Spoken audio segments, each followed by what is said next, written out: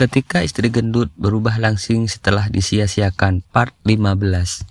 Ma, Davis sama papa ya, izin lelaki kecil Nena yang ingin pulang dengan truk bersama papanya.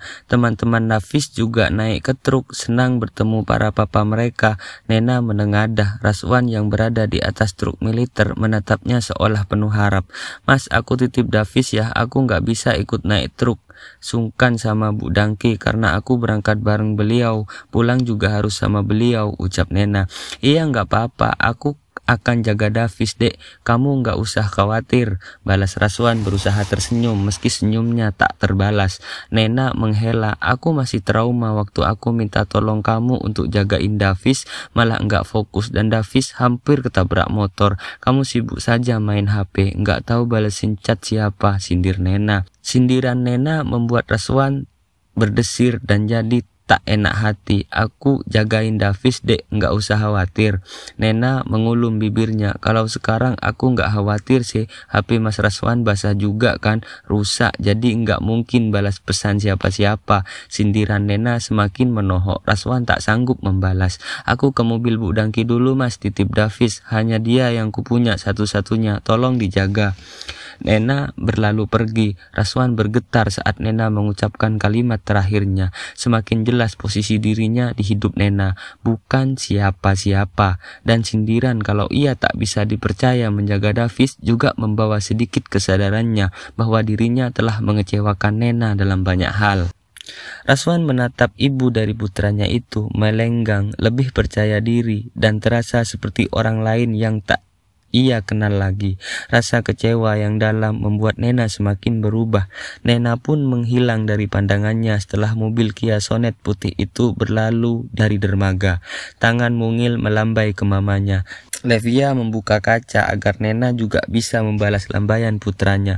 Sementara itu Raswan masih menatap kaku. Papa, kata orang-orang mama sama. Papa udah nggak sama-sama lagi atau berpisah, tanya polos Davis. Raswan terkejut, ternyata anak kecil putranya sudah paham dengan apa yang terjadi. Raswan bingung menjawabnya. Mama bilang, aku sama mama tidak akan tinggal sama papa lagi. Davis sama mama nanti tinggal di mana, Pak? Raswan menunduk memandangi wajah tampan putranya. Mama bilang apa nak? Mama bilang seperti itu saja. Davis menengok ke teman-teman yang juga berada di truk militer. Nanti Davis enggak main sama teman-teman lagi kalau sudah pindah, Pak. Davis sedih. Raswan semakin terperangah, tetapi teralihkan saat teman-teman Raswan sudah naik ke truk. Davis, tos dulu, ajak Singgih. Tambah ganteng banget kamu, Davis. Cocok jadi anak Om Singgih, hehe. Raswan melirik, jangan ngomong sembarangan kamu Gih, anakku masih kecil. Sandri jongkok di depan putra sematawayang Raswan itu. Sama Om Sandri juga, tos dong. Davis tersenyum dan langsung tos ceria dengan Sandri. Davis suka mainan apa? Nanti Om Sandri belikan mainan, ucap pria berwajah manis itu. Cih, Sandri langsung nembak mainan men, ledek Yoyon yang juga baru naik ke truk. Raswan semakin terpukul, dia baru saja pulang Satgas dan langsung disambut dengan perubahan yang sangat drastis dalam hidupnya. Tangan Davis secara refleks tergenggam erat. Gelombang besar yang disebut bimbang mulai membuatnya hanyut dalam arus yang dibuatnya sendiri. Di dalam mobil Levia, Om Raswan jadi nggak banyak ngomong ya, tapi sepertinya bukan karena pendiam, melainkan mulai bimbang, ucap Levia memecahkan keheningan di dalam mobil walau alunan musik yang tersambung dengan handphonenya terdengar pelan. Bimbang kenapa Bu? Paling dia bimbang karena HP-nya basah, jadi tidak bisa menghubungi wanita itu, balas Nena dengan sorot mata mengambang menatap jalan raya besar yang akan mereka lewati. Bener loh, kelihatan sorot mata Om Raswan bimbang, tegas Levia seraya tetap fokus menyetir. Nena diam saja, dia tidak tahu harus memberi respon apa. Seandainya Om Raswan ngajak balik gimana? Nena menoleh ke istri atasan suaminya. Saya nggak bisa Bu. Akhirnya Nena jujur jika sempat mendengar percakapan Raswan di telepon dengan wanita itu. Levia terperangah. Astaga, Om Raswan menggali lubang keburukan rumah tangga sendiri, membuat luka istrinya semakin menganga gumannya. Saya kecewa luar biasa, Bu. Percakapan mereka terngiang-ngiang terus. Walau di sisi lain terkadang saya kasihan juga lihat dia, ungkap Nena. Bagaimanapun kami pernah hidup bersama, pernah akrab, walau tak tahu akhirnya jadi seperti ini. Levia mengucapkan sesuatu dengan nada pelan-pelan tapi jelas. Bu Raswan masih cinta nggak sama suami? Mata Nena tiba-tiba berkaca-kaca. Kalau dibilang masih cinta, pasti masih ada, Bu. Saya orangnya tidak gampang mencintai dan tidak gampang melupakan. Tapi walau masih ada rasa cinta, saya juga berhak hidup bahagia walau tanpa dia, tegas Nena seraya mengusap matanya. Cinta masih ada, harapan untuk merajut cinta padanya yang sudah binasa, harapannya yang sudah tak ada, pupus, lanjut Nena. Levia mencerna kata-kata wanita bermata bundar di sebelahnya, kalimat yang menyatakan bahwa Nena sudah tak memberi harapan diri sendiri untuk mengembalikan rumah tangganya, membiarkan semuanya lepas. Beberapa saat kemudian mobil Levia duluan sampai di batalion daripada rombongan truk itu. Saat tiba di gerbang melewati penjagaan depan, Levia melirik mobil lain juga bersamaan masuk gerbang. Seorang pria muda berseragam PDL dengan pangkat Letnan 2 di kerahnya menarik perhatian Levia untuk menunjukkannya ke Nena. Bu Raswan, itu tuh Downtown baru. Nena menoleh ke pria yang tak kelihatan wajahnya karena tiba-tiba menghadap membelakangi. Di kompi kita malah satu peleton sama Om Raswan, gantiin Letnan Teddy, terang Levia.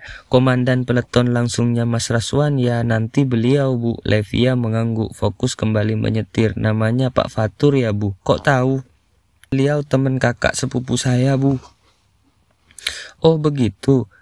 Kemudi diarahkan Levia menikung sampai ke rumah dinas anggota untuk mengantar pulang Nena lebih dulu sebelum ia pulang ke barak rumah dinas perwira.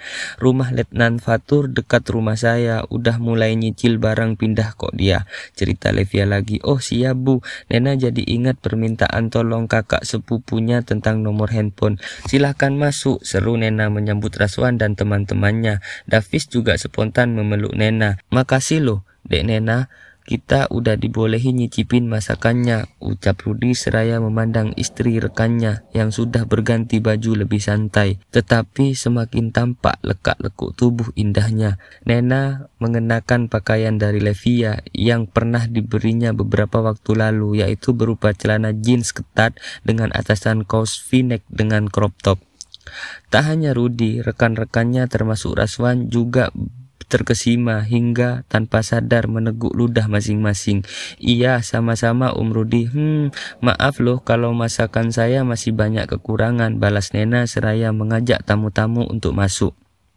Raswan masuk ke dalam rumahnya, sangat rapi, wangi dan bersih. Rumah bercat hijau dengan perabotan berwarna coklat itu sebenarnya mengikuti selera warnanya. Dulu Nena pernah bertanya apa warna kesukaannya dan Raswan menyebut coklat. Saat itu Nena mengatakan, itu juga warna kesukaanku Mas, kok bisa sama ya? Namun sebenarnya Raswan tahu kalau warna kesukaan Nena adalah warna-warna salem. Nena bilang menyukai warna coklat hanya untuk menyenangkan hati suaminya. Setiba di ruang makan sederhana, Raswan tertegun karena menu masakan yang dihidangkan Nena adalah makanan kesukaannya semua.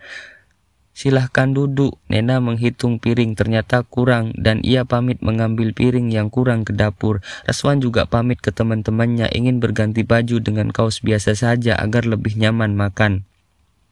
Setiba di kamar, dia tertegun karena barang-barang istrinya sudah tidak ada, semua bersih tak tersisa. Hanya ada barang-barangnya saja di dalam kamar utama itu.